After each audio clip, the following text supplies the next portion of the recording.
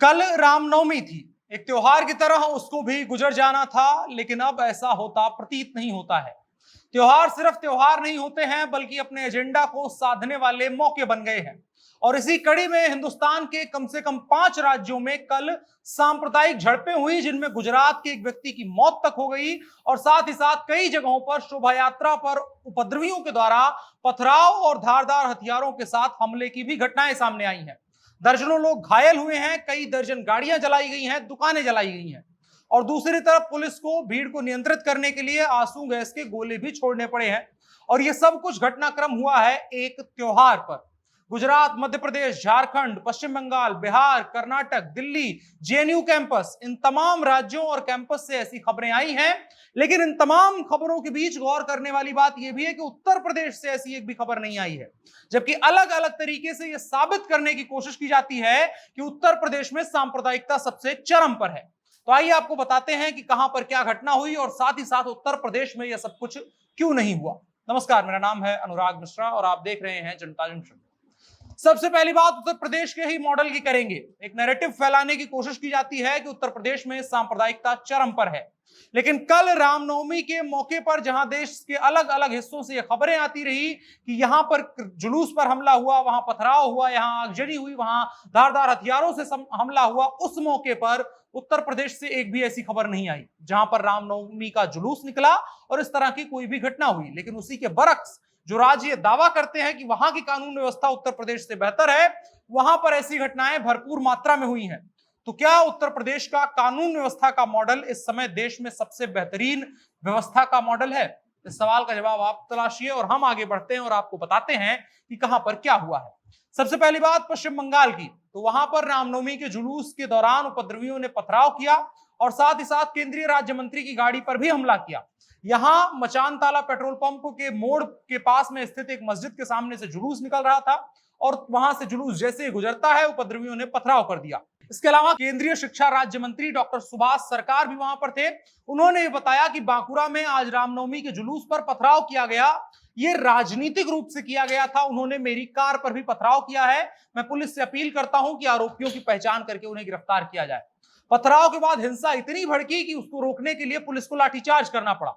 इस मामले में अब तक 17 लोग गिरफ्तार किए गए हैं और भी लोगों की पहचान की जा रही है और गिरफ्तारियां होंगी। ये पश्चिम बंगाल की बात थी। अब बढ़ चलते हैं एक और राज्य, वो है झारखंड।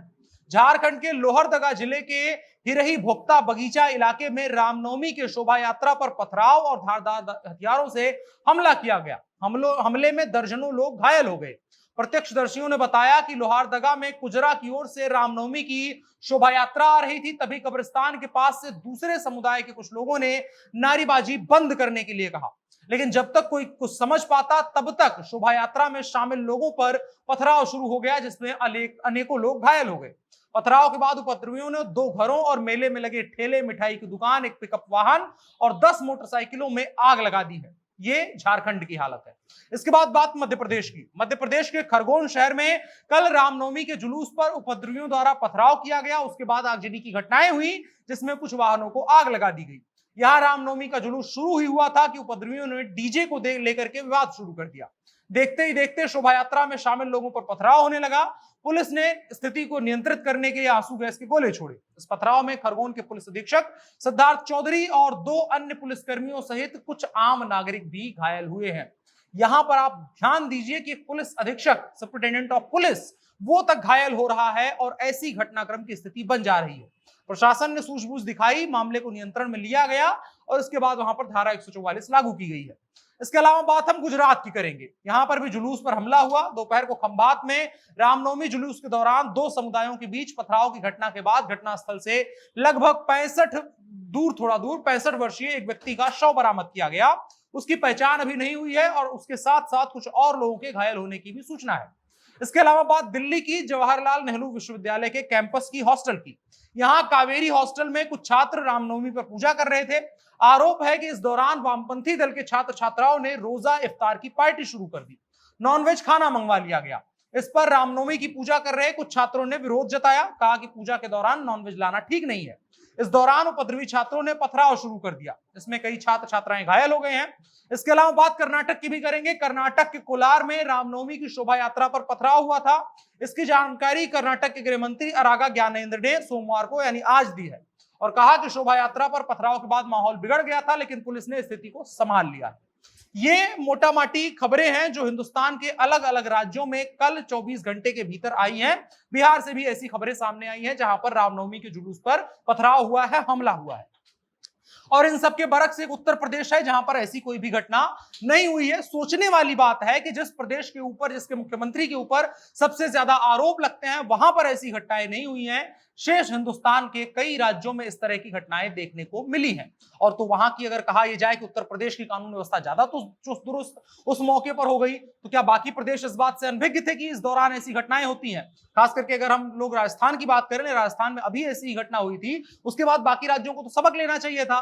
पश्चिम बंगाल तो अभी जला हुआ था कुछ रोज पहले, तो उसके बाद उनको सबक लेना चाहिए था, लेकिन इसमें से किसी ने भी इस तरह की घटनाओं से सबक नहीं लिया। नतीजन रामनवमी के मौके पर जो एक दिन की तरह गुजर जाना चाहिए था, एक त्योहार की तरह गुजर जाना चाहिए था, वहां पर हिंसा की घटनाएं हो रही हैं और हिंसा की खबरें सामने आ रही हैं, जो बेहद चिंताजनक है। आप क्या सोचते हैं इन घटनाओं को लेकर के कमेंट बॉक्स में बताएं और साथ ही साथ वीडियो को साझा भी करें। फिलहाल के लिए इतना ही। मेरा नाम अनुराग मिश्रा है, आप जनता जंक्शन देख रहे थे। कैमरे पर मेरे साथ ओम प्रकाश थे। शुक्रिया।